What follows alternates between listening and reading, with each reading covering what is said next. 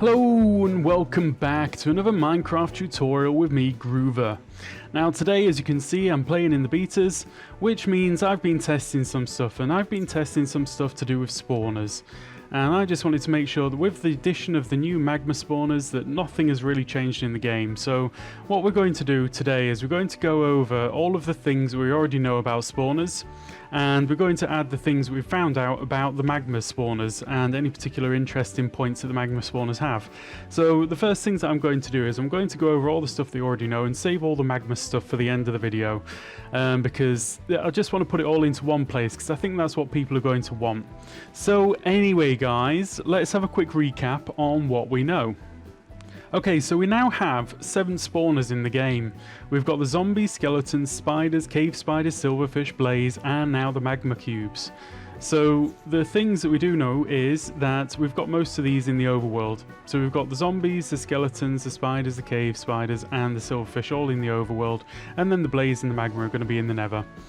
Now, the cave spiders are only found in mine shafts, and the silverfish are only found in the portal room in strongholds. So those ones are very specific locations. The other 3 here in the overworld can be found pretty much anywhere. The blaze can be found in nether fortresses, and the magma cubes are found in the new Bastions. So that's going to be quite cool to play with, quite a cool thing. So quick overview of these. We've got light levels for the zombie spawners, the skeletons, the cave spiders and the spiders, or the spiders and the cave spiders, are all 7 or less. So if you can get the light level around the spawner at 7 or more, or 8 or more, then it will actually deactivate the spawner and stop it from working. Similarly, we've got the silverfish and the blaze at 11 or less for spawning. So if you can get the light level around the blaze or the silverfish to more than 11, then we're winning. The magma we'll come back to. Okay, mob sizes. These are kind of useful to know, you know, what level to put your floor at and things. I'm just going to let you have a look at that for a second, so you can take it in and use it as a reference. So next up is the mob spawning spaces. Now I should probably come up to here first. So spawning needs an air block in the foot block.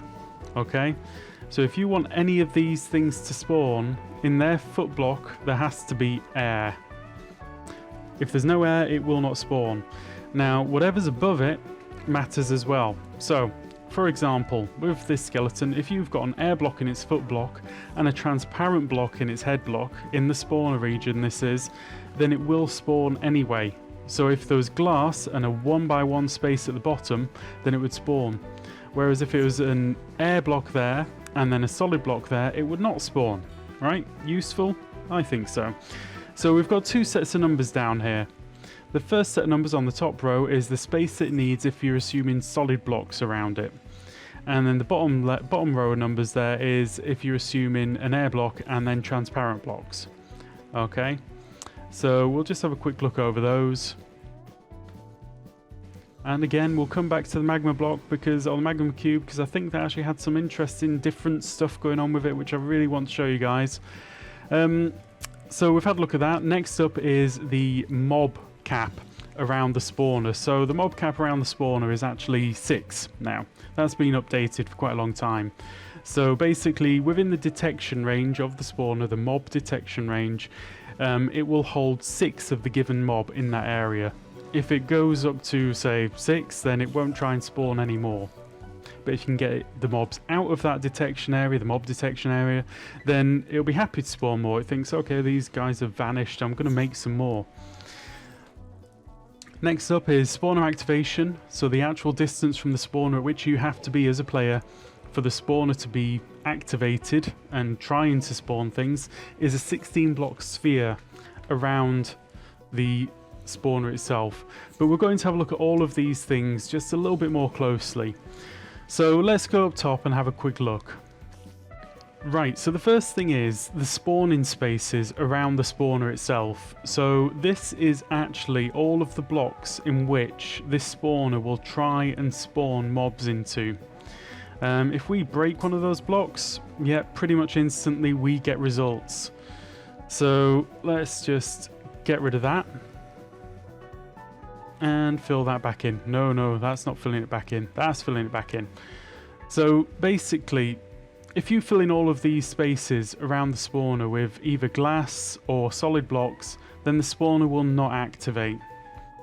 Now, like I said before, down below, with the two high mobs, most of them need a air block and then a transparent block or another air block for them to spawn. So, for example, if I filled out this middle layer with solid blocks and then removed this bottom layer, then the two tall mobs wouldn't be able to spawn in this area at all.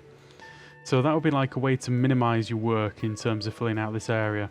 Another way to minimize your work is actually deactivate the spawners with light. So I'll just clear this up and we'll have a look at how we can do that right now.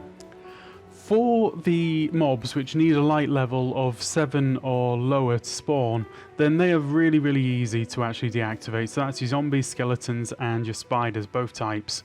You just run up to them and you pop a torch on top, and that is it. So if I kill this lot now, and if we waited forever and a day, it wouldn't actually produce any more mobs because all of the spaces around it are at 7 or higher. So the way that works is that a torch is at 14, and then when you count outwards it goes down by 1, so that'll be 14, 13, 12, 11, 10. Even out here it's going to be at light level 10. And then if we go down another 2, 9, 8, it's still going to be 8. So that one torch is going to fill all of the spawning spaces with enough light to stop this mob spawner from doing anything. Now, if we move on to something like silverfish, they need a much higher light level. So that one torch is not going to do the job. Now, you could go around spamming torches and everything, but the absolute easiest way to deactivate a silverfish spawner is like this.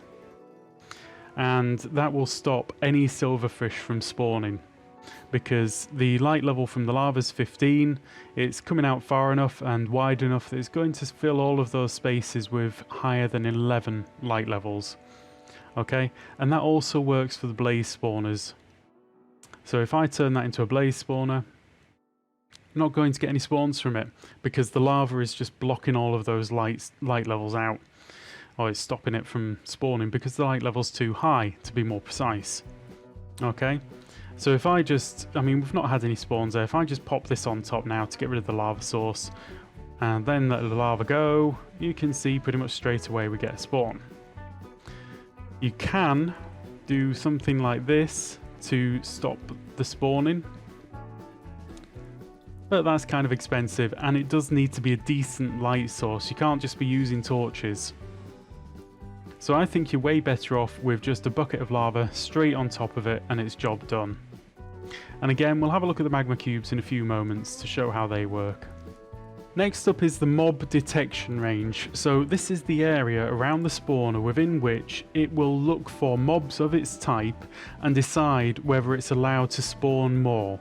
So the cap is 6 around the area, so the cap of mobs is 6. So if it finds, for example, if this were a cave spider spawner, which I'm pretty sure it is, and it found 6 cave spiders in the detection area around the spawner, then it wouldn't try and produce any more cave spiders. Whereas if the cave spiders are outside of that detection area, it's happy to produce more, which is how we get things done. So usually to do that, you drop the mobs outside of the detection area and then the spawner will just try and produce more after the cooldown.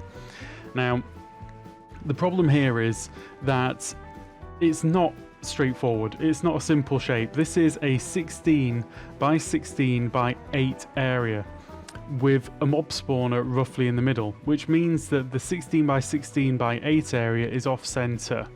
Now, if you want the too long didn't read version of this, make sure that you get your mobs outside of 17 blocks in any direction and then 9 blocks vertically with the mob spawner in the middle. So we'll just make that simple, 17 by 17 by 9, right? And if you get your mobs outside that space, you're going to be golden. But we'll have a quick look at this a little bit more closely right now just to prove the theory. So we've got 3 cave spiders just spawned in. Up here I've got 2 pots. I've got 1 pot which is just inside the range and 1 pot which is just outside. And we're going to teleport these guys when we've got 5 or 6 of them even into here. and that should block the spawns. I've done this all over the place, but we'll just do this as a practical demonstration to prove that it actually works.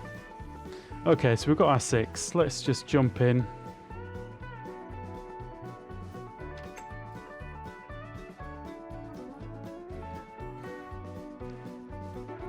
Right, there we go. So we've got 6 cave spiders in there now. That is just inside the detection range.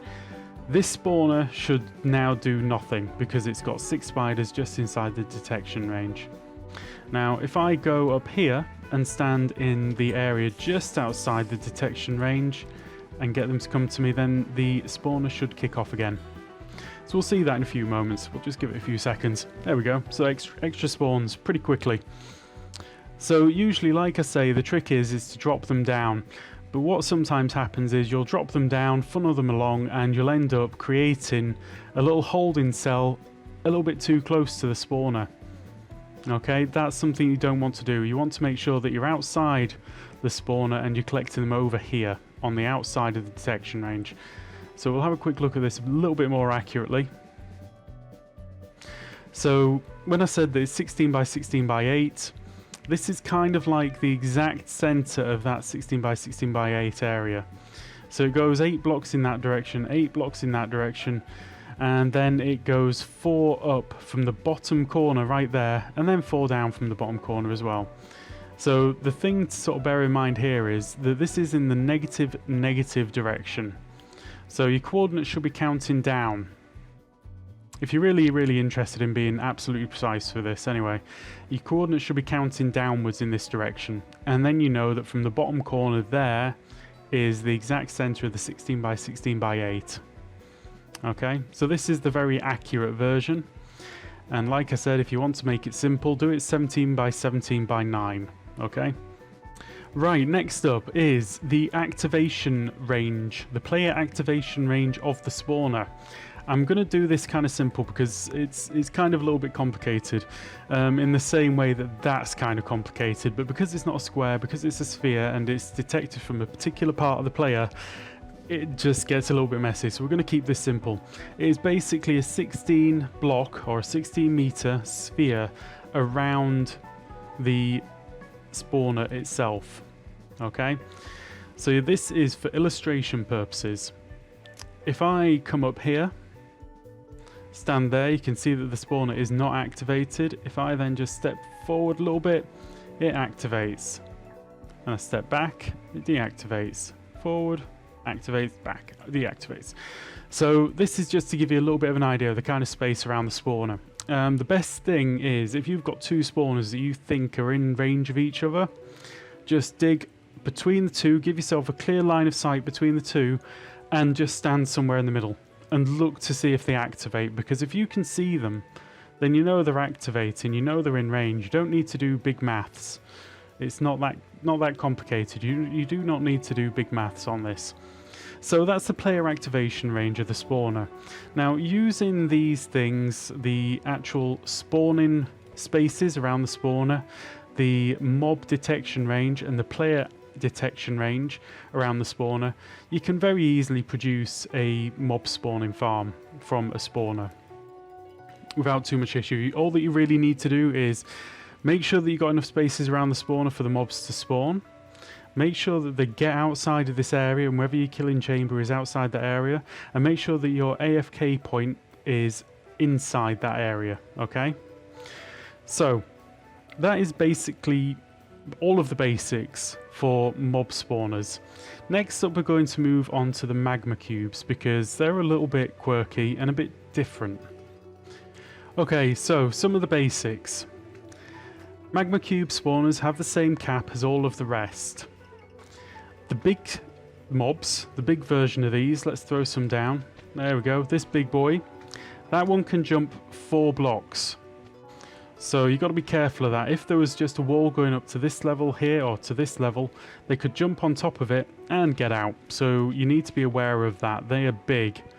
But thankfully they kind of jump half the height each time. So that one can jump 4, this one can jump 2, and this one can jump 1.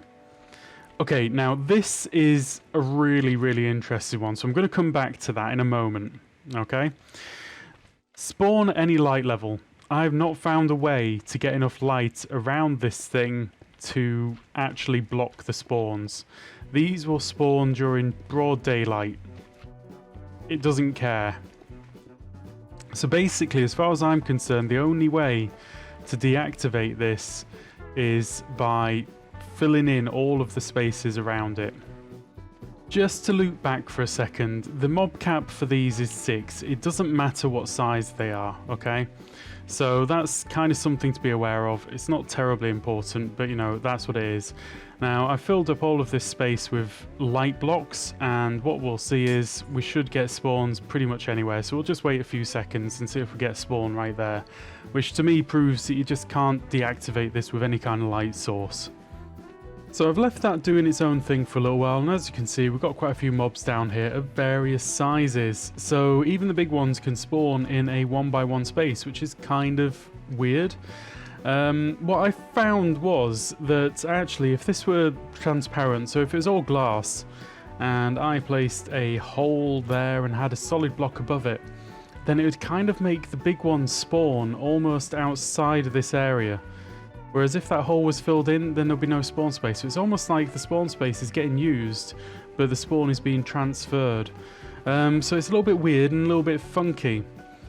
So that's kind of what I wanted to show you there. Let's have a look what we got. All sizes can spawn in 1x1 airspace, but it gets funky. That's what I just said, it got funky. Spawning at any light level, we've covered that. Big ones are 2.04 cubed. So 2.04 by 2.04 by 2.04, and then the medium are half that size, and the small ones are half that size again. Right, iron golems wreck their face, but seems to take no damage. Right, so let's do a little bit of tidying up here, and we'll show you exactly what I mean by that. Okay, let's have a quick look at this. So / summon iron golem. Thank you very much. Now watch what happens here. They're not interested in him. He's interested in them. They don't attack him, ever. He takes no damage. So, to be honest, an iron golem could be a very easy, nice, simple way of farming these guys. So all that you need to do is have a little area where you can collect the stuff, golem at the bottom, and away we go. But like I say, I've not seen the golem take any damage at all from these. So it's very similar to slime. And so taking all of the things we've just been over and learnt about these things, it's pretty simple to make yourself a very simple redstone-less farm. I would be honest though, I would definitely hook this up to a trident killer because these guys don't drop very well. The drops are not amazing. I mean, yeah. Nothing awesome there. So yeah, you're definitely going to want a trident killer down there somewhere to do the job. But there we go. Okay, so that is everything that I've got to show you today, guys. I hope you actually enjoyed the video, and I hope that you actually learned something. That's the main point of these videos, is that you learn something. You can go away and do it yourself. That's the main thing, being able to do it yourself without just following a block-by-block tutorial that somebody else says. This way you can actually make it fit your world without doing the extra work. Okay, just want to say thank you very much for watching. I hope you enjoyed the tutorial, and if you did, please do drop me a like, and if you want to see some more, drop me a subscribe, and hopefully we'll see you again soon. Goodbye!